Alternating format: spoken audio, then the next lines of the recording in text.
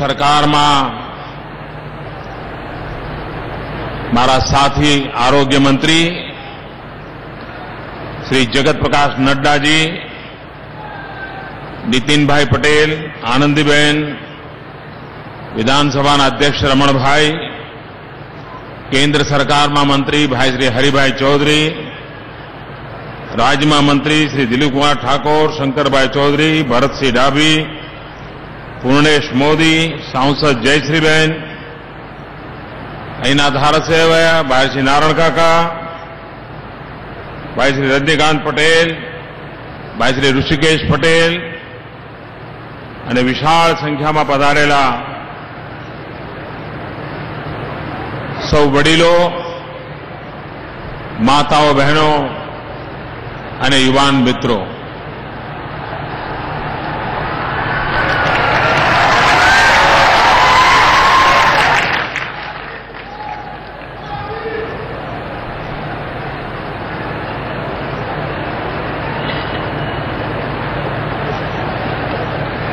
एक बार भारत की सेना के अध्यक्ष जनरल करियप्पा कर्नाटक के अपने गांव में गए थे और तब उन्होंने एक भाषण किया था। उन्होंने कहा था, क्योंकि वो सेना के मुखिया थे, दुनिया में जहां जाते थे उनका भव्य स्वागत सम्मान होता था, लाखों फौजी उनको सलाम करते थे, लेकिन उन्होंने जब अपने गांव गए तो जनरल करियप्पा ने कहा था कि दुनिया में मुझे बहुत स्वागत और सम्मान मिला है, लाखों सिपाहियों ने मुझे सलाम की है, लेकिन अपने गांव में अपनों के बीच में जब स्वागत सम्मान होता है तो उसकी अनुभूति कुछ और होती है, उसका आनंद कुछ और है। जिस प्रकार से अभी इस पूरे इलाके के लोगों ने, विशेष करके वडनगर के लोगों ने मुझे अपार प्यार से भिगो दिया है, मैं आज सर झुका करके आपको नमन करता हूं, इस धरती को नमन करता हूं।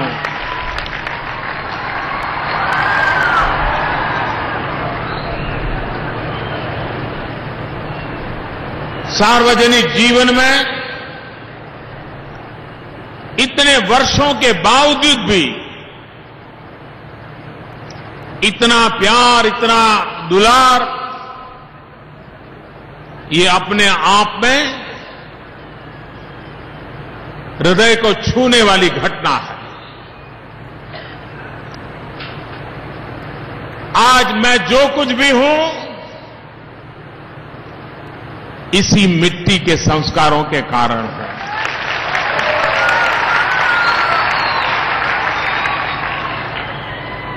इसी मिट्टी में खेला हूं, आंखी के बीच में पला बड़ा हूं। आज जब मैं हाटकेश्वर महादेव के दर्शन के लिए जा रहा था, रास्ते भर में पूरा नगर आशीर्वाद देने के लिए उमड़ पड़ा था। हर आयु के लोग मैं दर्शन कर रहा था।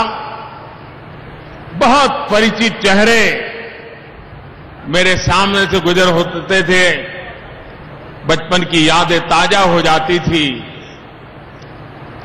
बहुत पुराने दोस्तों को देखा, अब दांत भी नहीं बचे हैं। कुछ पुराने दोस्तों को देखा, हाथ में लकड़ी लेकर के चल रहे हैं। उन सारी पुरानी स्मृतियों को आज मैंने भली भांति देखा। हृदय को एक गहरा आनंद हुआ और आज मुझे आज से 15-16 साल पहले जो ऊर्जा इस मिट्टी से मिलती थी, आज दोबारा वैसी ही नई ऊर्जा लेकर के मैं आज यहां से जा रहा हूं। ये आपके आशीर्वाद की बदौलत है कि नई ऊर्जा लेकर के मैं जा रहा हूं और देश के लिए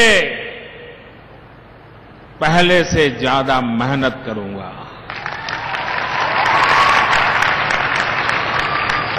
पहले से ज्यादा पुरुषार्थ करूंगा। और आपने मुझे जो सिखाया है, आपने मुझे जो समझाया है, वो दिन ब दिन सर ऊंचा करता रहे, वैसे प्रयासों में कोई कमी नहीं रखूंगा। ये मैं मेरे नगरवासियों को विश्वास दिलाता हूं।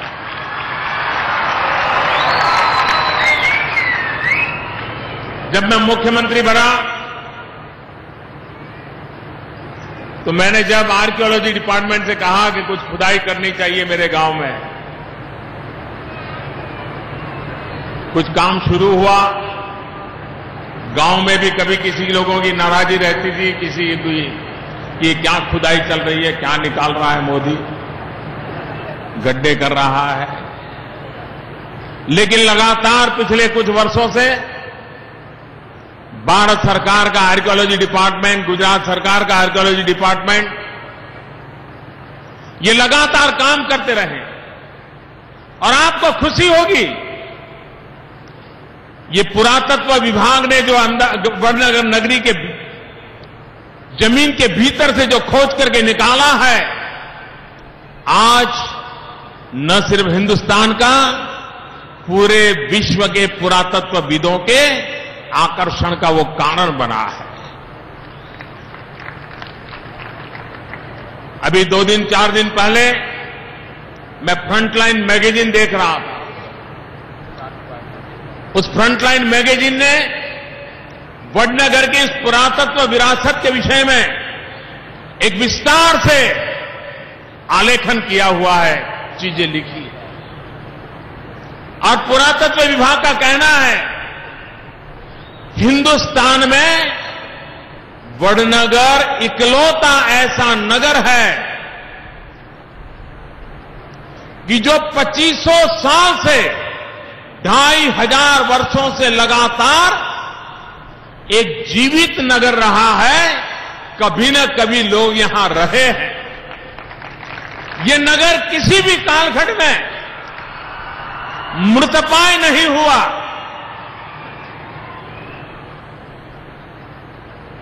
और मैंने खुदाई इसलिए करवाई थी कि ह्यूएनसांग जो चाइनीज फिलोसोफर यहां आए थे, जब उन्होंने भारत भ्रमण किया तो वो वडनगर में लंबे अरसे तक रुके थे।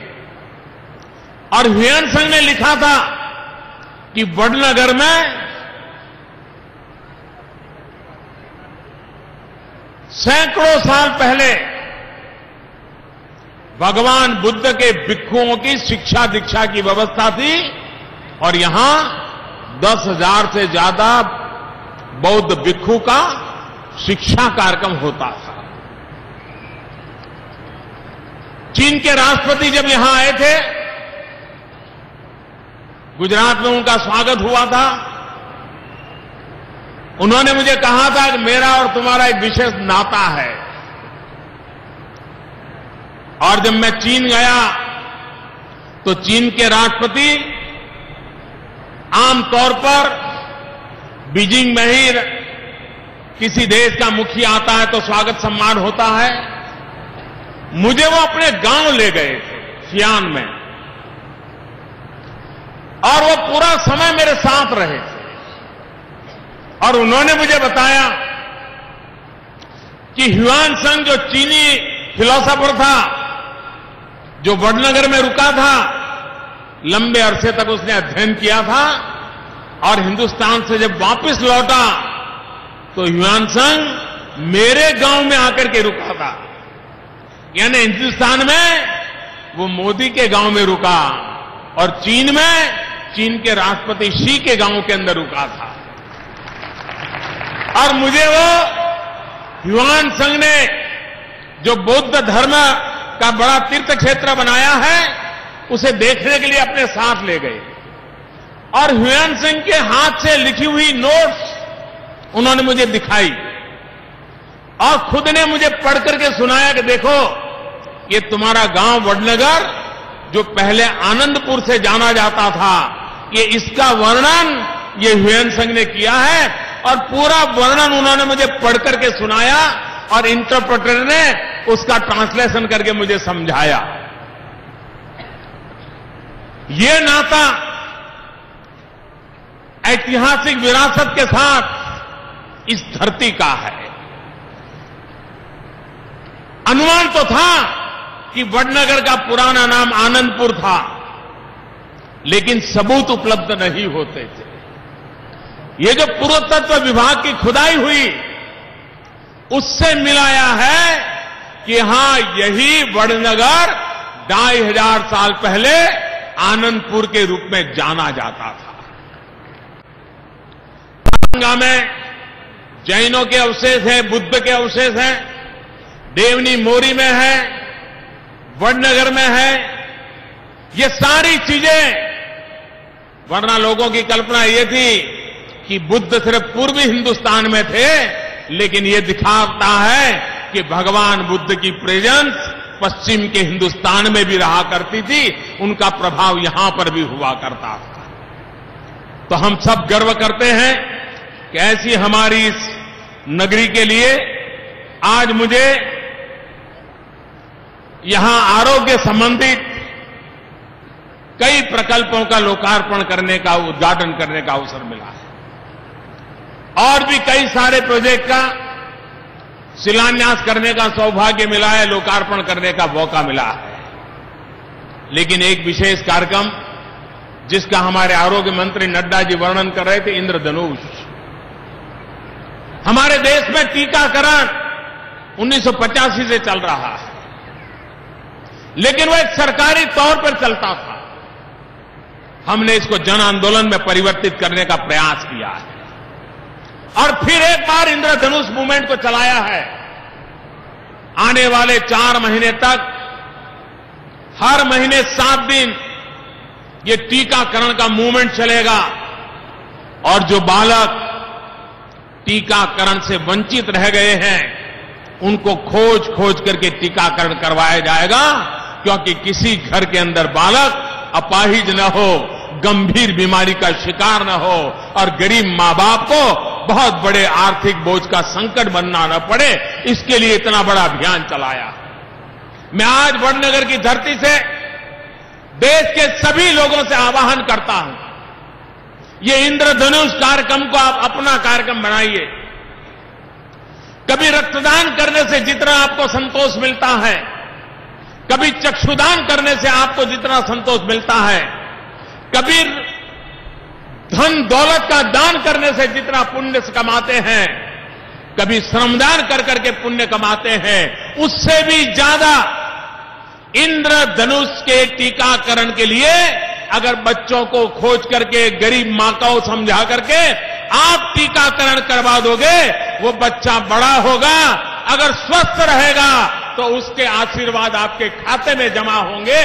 और इसलिए एनसीसी के कैडेट हो, स्कूल कॉलेज हो, एनएसएस के कैडेट्स हो, समाज की एनजीओज हो, धार्मिक संस्थाएं हो, सबसे मेरा आह्वान है कि इस इंद्रधनुष को पूरे देश में जिन जिलों में हम पीछे रह गए हैं, उनका चयन किया गया है, उन जिलों पर आप शक्ति लगाए, समय लगाए और गरीब मां के बच्चों को सुरक्षा की गारंटी देने का एक महत्वपूर्ण काम आप अपने हाथ से करें, यही मैं आपसे अपेक्षा करता हूं। मैं वडनगर जनों से आग्रह करता हूं, इस टीकाकरण में, इस इंद्रधनुष में जिन जिलों का समावेश है, गुजरात के 3 जिले हैं, लेकिन मैं चाहता हूं जहां भी हम मदद कर सके हमने करनी चाहिए। हमारे डॉक्टर वसंत भाई परीख, हमारे डॉक्टर द्वारकादास जोशी बिहार तक जाया करते थे नेत्रदान के लिए, नेत्र यज्ञ के लिए। ये इस धरती की विशेषता रही है। ये धरती के लोग उस काम को आगे बढ़ाएंगे, ये मैं विश्वास करता हूं। आप हैरान होंगे हमारा देश कैसे चला है। जब अटल जी की सरकार थी 15, 17, 18 साल पहले, तब जाकर के हमारे देश में हेल्थ पॉलिसी बनी थी, आरोग्य की पॉलिसी बनी थी।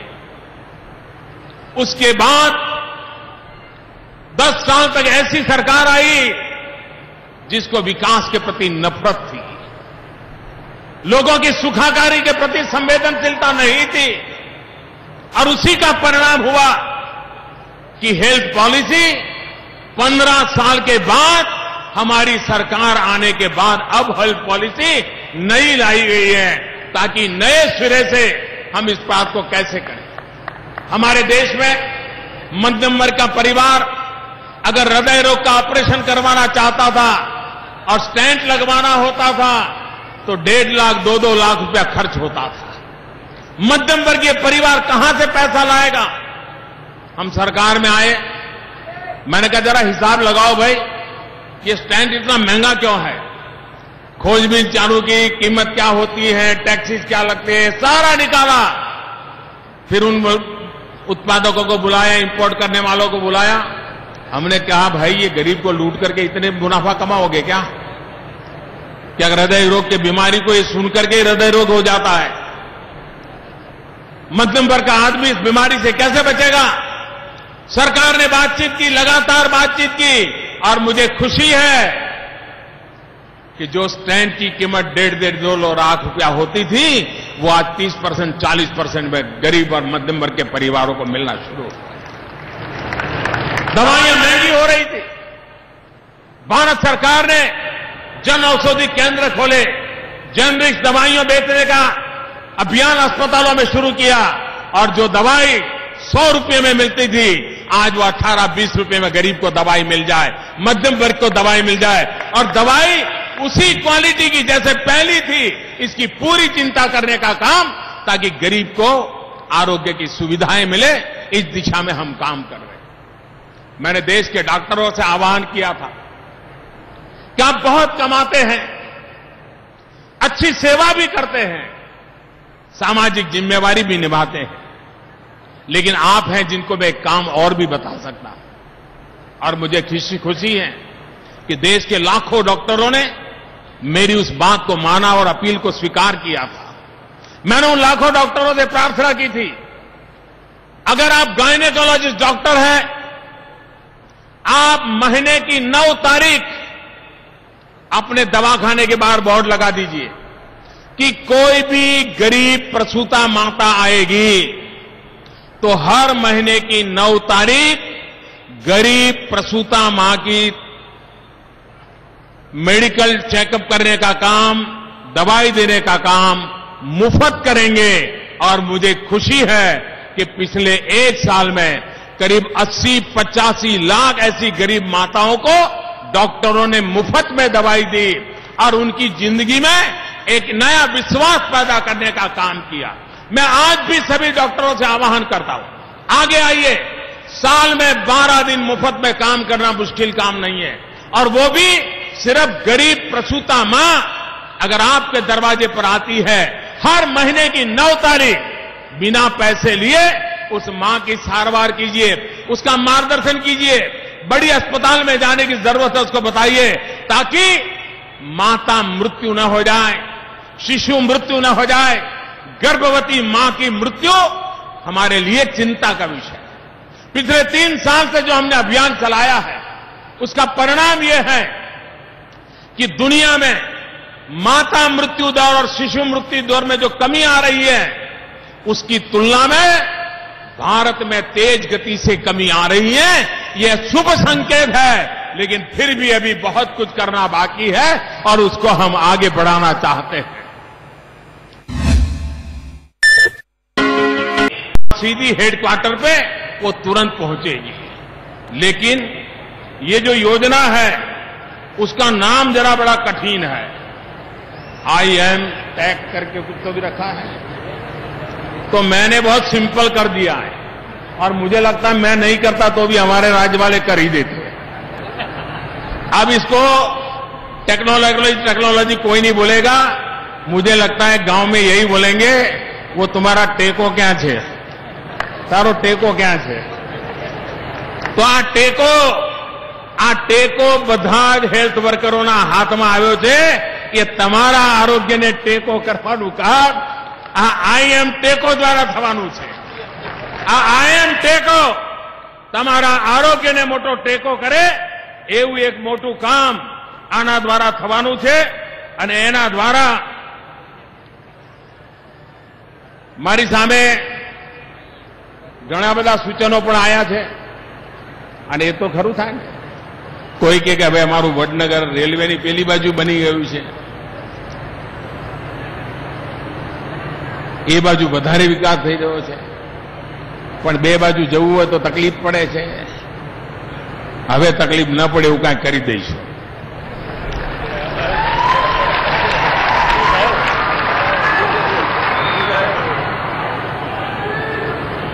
શર્મિષ્ઠા તળાવ એ વડનગરનો ભાગ છે અને શર્મિષ્ઠા તળાવનું સુશોભન, એની કાળજી આ વડનગરને ટુરિસ્ટો માટેનું મોટું કેન્દ્ર બનાવી શકે. એમાં એક સૂચન આવ્યું છે કે જો હેંગિંગ બ્રિજ બને તો વાહ, 4 ચાંદ લાગી જાય. બનાવવો છે ના બનાવવો છે? પણ સાચવશો? જરા જવાબ તો આપો યાર. આ હેંગિંગ બ્રિજ બને તો તમને ગમશે? આ મેડિકલ કોલેજ બની તો ગમી? આ સરસ નવું બસ સ્ટેશન બન્યું તો ગમ્યું? આ નવું સરસ રેલવે સ્ટેશન બન્યું તો ગમ્યું? આ જે બધું થયું એને વિકાસ કહેવાય? આને વિકાસ કહેવાય? આને વિકાસ કહેવાય? તમને વિકાસ ગમે છે? વિકાસ જોઈએ છે? વિકાસ જરૂરી છે? તો તમારા શર્મિષ્ઠા તળાવનું કંઈ કરીશું.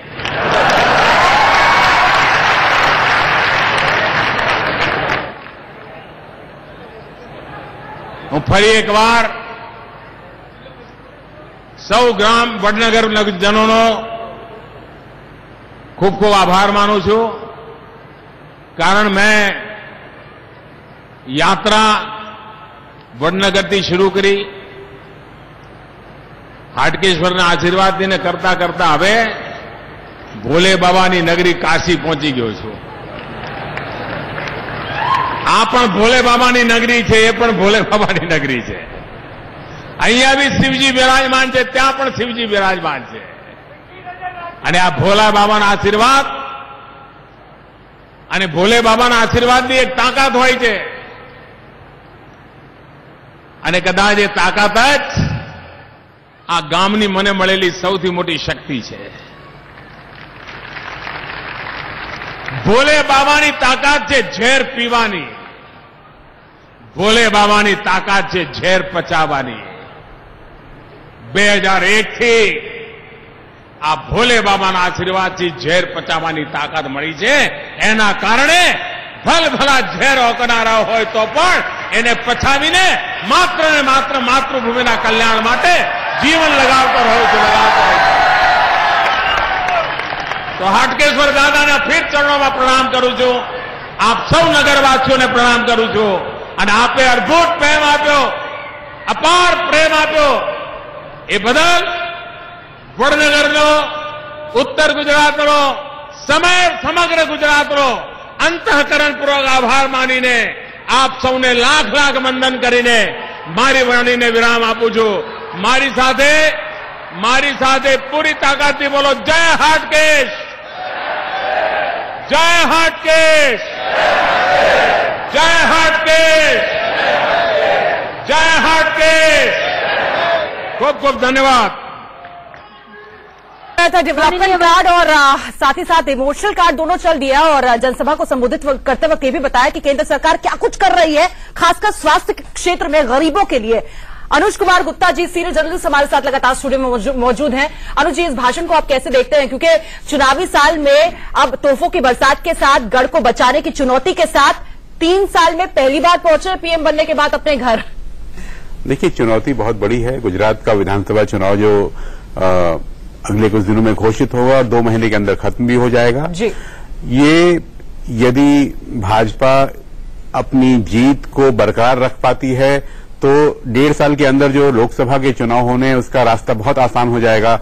और यदि कांग्रेस किसी कारण से इस राज्य को छीन लेती है तो देश का सिनेरियो बदल जाएगा। बिल्कुल। प्रधानमंत्री जी ने इस मंच से देखिए कैसे हाटकेश्वर मंदिर जहां वो सुबह गए भगवान शिव को और भगवान शिव की काशी को जोड़ा, यानी अपनी नई लोकसभा सीट को जोड़ा।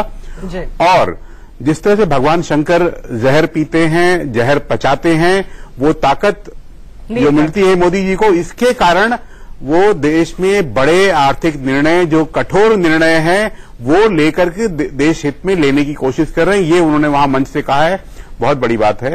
पिछले कुछ दिनों में जो उनके ऊपर, उनकी अर्थव्यवस्था के ऊपर, उनकी नीतियों के ऊपर जो हमले हुए हैं भाजपा के अंदर से ही, और लगातार राहुल गांधी जिस तरीके से निशाना साधते हुए ये कह रहे हैं कि विकास कहीं नजर नहीं आ रहा है, बेरोजगारी से लोग परेशान है, जीएसटी एक गलत फैसला साबित हुआ है, इन सब के बीच ये बता दिया कि विकास कैसे और किस तरीके से रोडमैप के साथ आगे बढ़ते हुए कर रही है केंद्र सरकार। अनुज, आप बने रहिए हमारे साथ, छोटे से ब्रेक के लिए रुकना होगा, फौरन लौट